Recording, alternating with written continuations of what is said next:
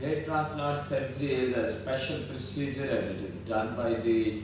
qualified persons like hair restoration surgeons. When you are going for hair fall treatment, you need to go to the hair restoration surgeon who is knowledgeable person and right person for you. And moreover, it should be qualified by ISHRS or ABHRS, especially because the people who've been qualified by ABHRS are having very good knowledge about hair restoration surgery, and they will be doing the best for you, because when you are going to be treated in hair transplant surgery, you should keep in mind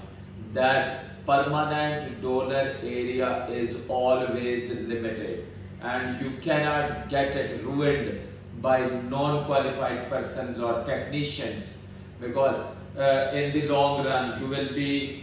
having a big bald area in the frontal scalp, and you need to have a good amount of hair saved on back of the head in permanent donor area. So